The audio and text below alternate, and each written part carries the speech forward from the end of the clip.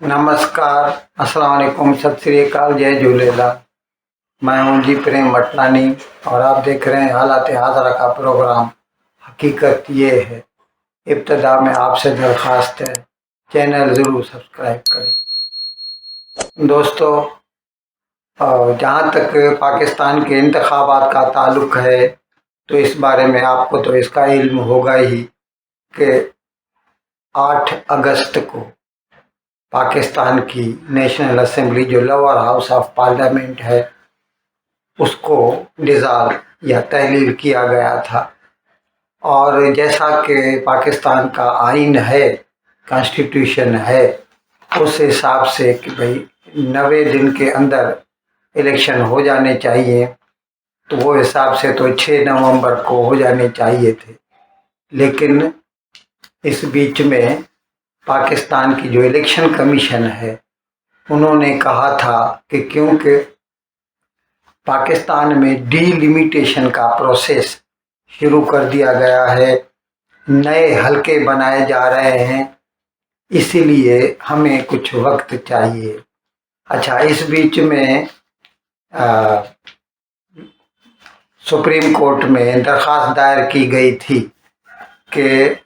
कानून के तहत, आइन के तहत 90 दिन के अंदर इलेक्शन हो जाने चाहिए थे। तो उसके जवाब में जब इलेक्शन कमीशन ऑफ पाकिस्तान वो पेश हुए सुप्रीम कोर्ट में, तो उन्होंने बताया कि हम 11 फरवरी को इलेक्शन मुनक्कद करने के लिए तैयार हैं। तो उस वक्त चीफ जस्टिस ऑफ पाकिस्तान ने कहा उनको, जस्टिस काजी फायज ईसा, कि आप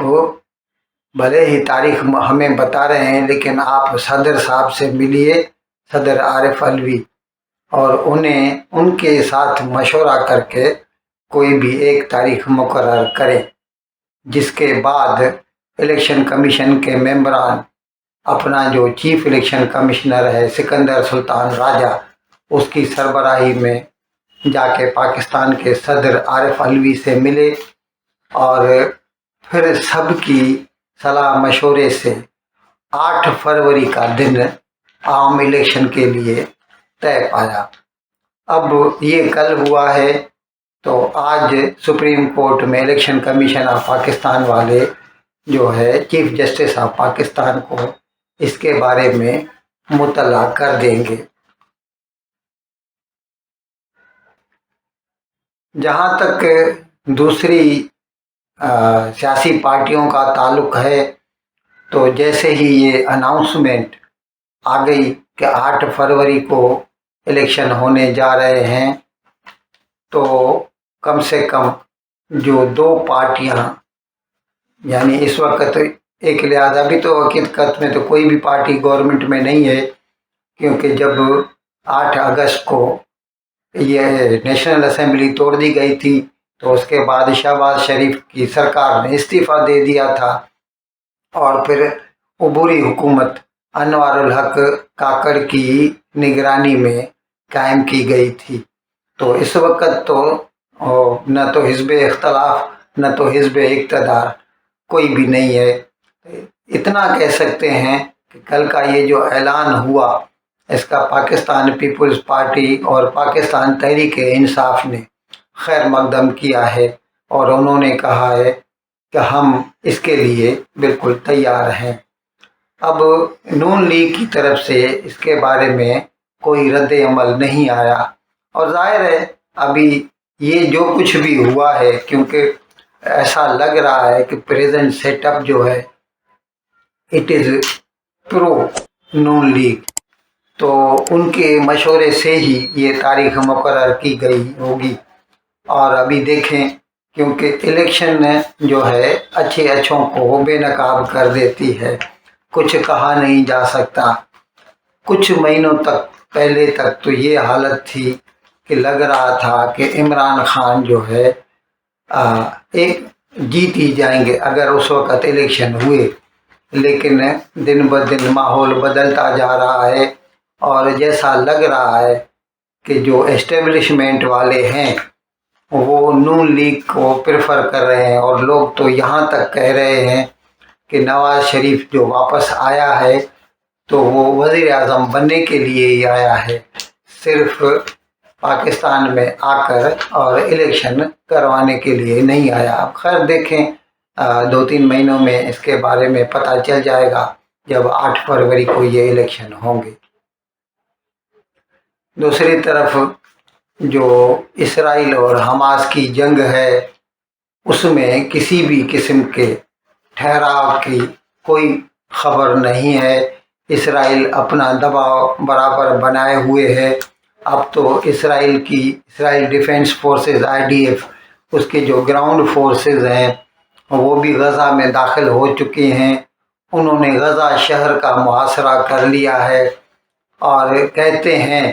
कि गज़ा की जो पट्टी है उसका जो मीडियन है, जो सेंटर वाला हिस्सा है,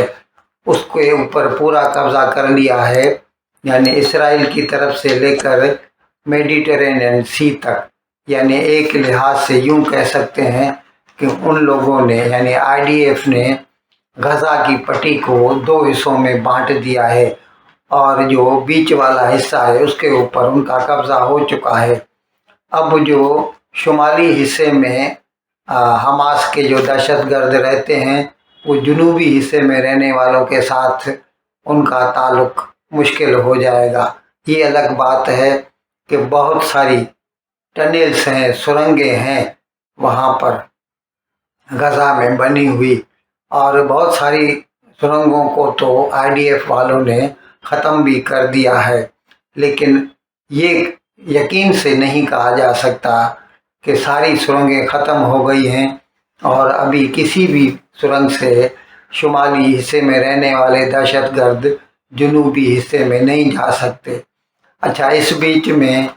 अमेरिका का जो सेक्रेटरी ऑफ स्टेट है एंटोनी ब्लिंकन, उसने कहा है कि अगर हो सके तो इस जंग को पास दिया जाए, यानी कुछ देर के लिए, कुछ दिनों के लिए रोक दिया जाए, ताकि जो है वो इंसानी हमदर्दी यानी जो सपोर्ट है, जो एड है, जो मिस्र के रफ़ा के इलाके से वहाँ पर आ रही है, वो अपने अपनी मंजिल तक पहुँच सके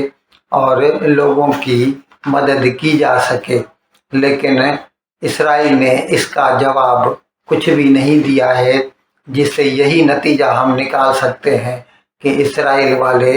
इस वक्त चुप करने के या खामोश बैठने में एतबार नहीं करते, और वो चाहते हैं कि कम से कम